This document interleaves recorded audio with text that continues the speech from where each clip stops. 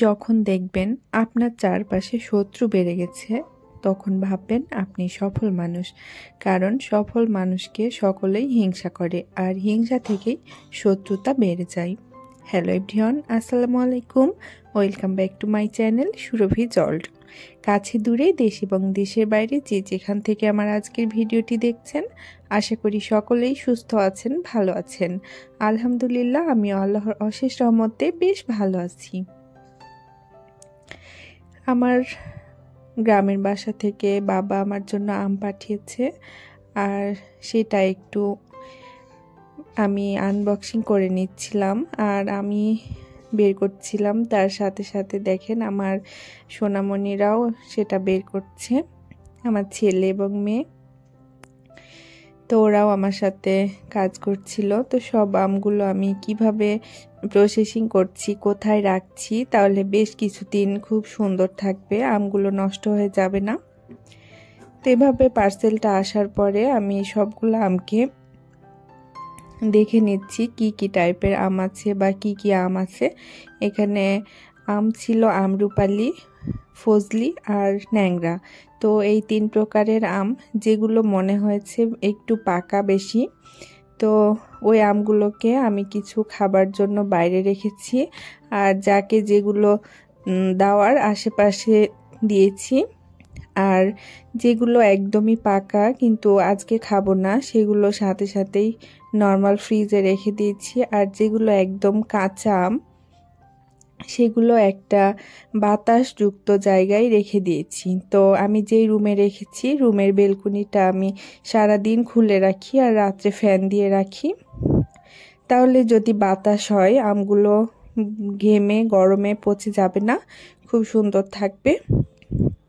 আর কাঁচা আমগুলো যখন পাকবে, তো ওই সময় ফ্রিজে রেখে দিব। তো যে আমগুলো অলরেডি পাকা ছিল, সে আমগুলো আমি সবগুলোই ফ্রিজে রেখে দিচ্ছি। তো এখানে বেশ কিছু আমরুপালি আমগুলোই পাকা ছিল, সেগুলো আমি নর্মাল ফ্রিজে রেখে দিয়েছি। আর যদি ডিপ ফ্রিজে কিছু রাখতে চান, সেটাও রাখা যাবে। ওটা অনেক দিন পর আপনারা বের করেও খেতে পারবেন। আর ম্যাঙ্গো জুস বা অন্য কোনো ডেজার্ট তৈরি করলেও সে আমটা ইউজ করা যাবে। তো এই হচ্ছে আমগুলো গুছিয়ে নিচ্ছি, এগুলো সবগুলোই হচ্ছে কাঁচা আম। তো কাঁচা আমগুলো এভাবে যদি বাতাসযুক্ত জায়গায় রাখা হয়, তাহলে একটা আমও নষ্ট হবে না। আর এখন যেহেতু বর্ষা সিজনের আম, তো এক একটা আম পচেও যেতে পারে যদি আঘাত লাগা থাকে ওই টাইপের আমগুলো।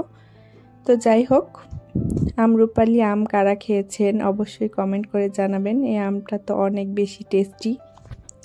তো আমগুলো গুছানোর পর আমার এখানে এখন যেহেতু এই সিজনে কেন জানি সবাইকে ঠান্ডা সর্দি লাগছে, তো আমাদের বাসাতেও একটু সমস্যা হয়েছে, ঠান্ডা লেগেছে সবাইকেই। একটু বিশেষ করে আমার মেয়েকে সর্দি লেগেছিল। তো আমার এই টিপসটা যদি আমি ফলো করি, আমার মায়ের শেখানো, তাহলে এটা অনেক কার্যকরী হয়, অনেক উপকার হয়। তো আমি প্রথমে একটা রসুন নিয়ে নিচ্ছি।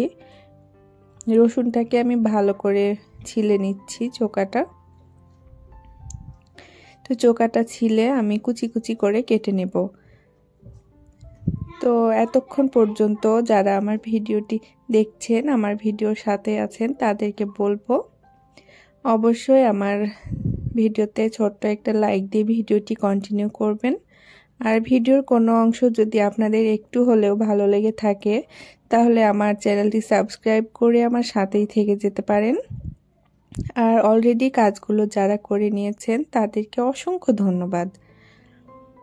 এই রেমেডিটি যারা ফলো করবেন বা এইভাবে রসুন তেলটা গরম করে আপনারা বাচ্চা এবং বড়দেরও মাথার চাঁদিতে, হাতে, পায়ের নখে, তালুতে, পেটে, বুকে, পিঠে, এই সব স্থানে যদি লাগিয়ে ঘুমিয়ে যান, তাহলে ইনশাল্লাহ দেখবেন সকালে অনেকটাই ফ্রেশ লাগবে, ভালো লাগবে, ঠান্ডাটা অনেকাংশে কমে যাবে।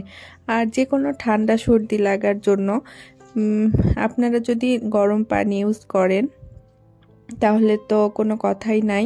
সকালে এক গ্লাস গরম কুসুম পানিতে লেবু মধু যদি খান তাহলে অনেক উপকৃত হবেন। আর রাত্রে ঘুমানোর সময় আবার যদি এক গ্লাস গরম পানি খেয়ে ঘুমায় যান, ইনশাল্লাহ অনেক হেল্পফুল। এটা আমার তো অনেক কার্যকরী আমার জন্য। এই জিনিসগুলো আমি সব সময় ফলো করি ঠান্ডা লাগলে। আর এইভাবে চললে আমার মনে হয় ওষুধের থেকে বেশি কাজ করে।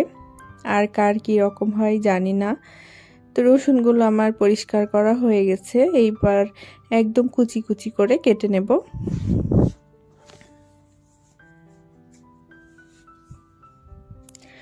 এই দেশি রসুন বা বিদেশি যেটাই হোক দুইটাতেই কার্যকরী, তবে যেটা ছোট কোয়া রসুন সেটা তো বেশি উপকার, সবাই জানেন। তো রসুনগুলো আমি একদম কুচি কুচি করে নিচ্ছি।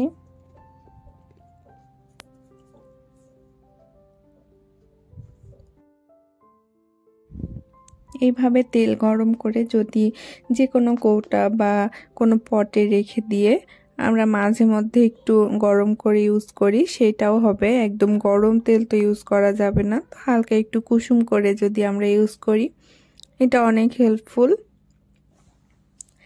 আর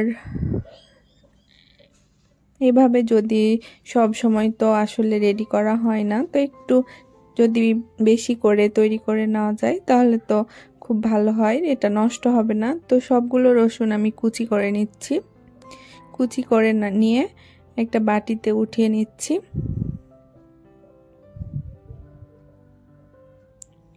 তো এবার চুলাতে চলে যাব। গ্যাসের চুলায় একটা কড়াই বসিয়ে দিব। আর এটা অবশ্যই খেয়াল রাখবেন যেন কোনো ঝালযুক্ত পাতিলে এটা না হয়, কারণ যেহেতু এটা শরীরে স্কিনে ইউজ হবে, তখন ঝালের ফ্লেভারটা যদি চলে আসে তাহলে শরীর জ্বালা করবে, আর বিশেষ করে ছোট বাচ্চাদের তো আরও।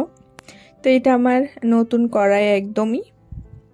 আপনারা চাইলে স্টিলের যে বাটিগুলো আছে সেখানেও ইউজ করতে পারেন, একদম হালকা তাপ দিয়ে। তো কড়াইয়ে আমি রসুনটা দিয়ে দিচ্ছি। কড়াইটা পানিটা শুকানোর পর তারপর একদম যে খাঁটি সরিষার তেল আছে ঘানি ভাঙা সেইটা আমি দিচ্ছি। এখানে যে রাঁধুনি বা অন্যান্য তেল আছে সেটা ইউজ না করে একদম ফ্রেশ তেলটা যদি পাওয়া যায় সরিষার তাহলে সব থেকে বেশি ভালো হয়। তো আমি সেইটা ইউজ করেছি। তো আমার যতটুক লাগবে আমি পরিমাণ মতো একটা রসুনের কোয়ার ভিতর দিয়ে দিচ্ছি।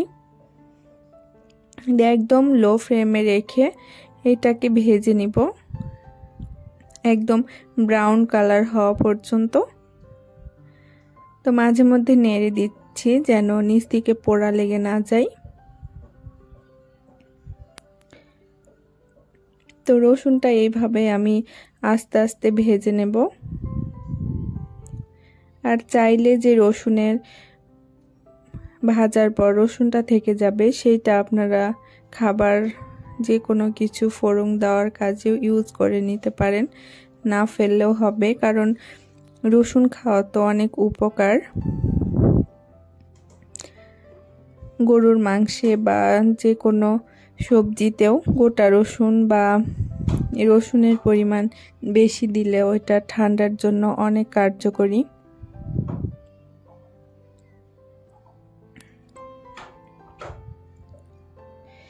তো আমি একদম লো ফ্লেমেই সুন্দর করে ভেজে নিচ্ছি তেলটা।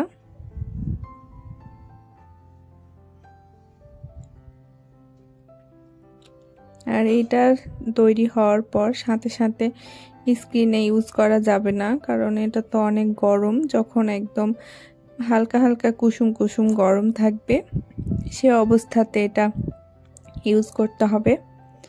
তো এই যে দেখেন অনেকটাই লাল হয়ে আসছে, আমার রসুন ভাজাটা হয়ে যাচ্ছে।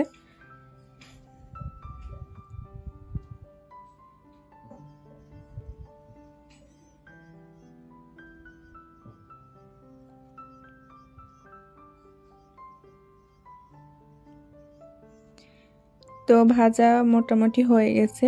এই অবস্থায় চুলাটা অফ করে কিছুক্ষণ চুলাতে রাখলেই এটা লাল হয়ে যাবে। তো আমি নামিয়ে নিচ্ছি। নামিয়ে নিয়ে একটা বাটিতে ছেঁকে নেব। ছাকনা দিয়ে ছাকলেও হবে, আবার এমনি ঢাললেও পড়ে যাবে। তো আমি বাটিতে ঢেলে নিচ্ছি। আর দু একটা রসুনের কোয়া যদি তেলের ভিতর থাকে তাহলে আরও ভালো লাগবে, কারণ একটা ফ্লেভার আসবে রসুনের, যেটা অনেক বেশি ভালো লাগে। তো তৈরি হয়ে গেল আমার রেমেডিটি। যদি আপনাদের ভালো লেগে থাকে অবশ্যই কমেন্ট করে জানাবেন। সকলের সুস্বাস্থ্য কামনা করে ভিডিওটি এখানেই শেষ করছি। Thank you. আসসালামু আলাইকুম।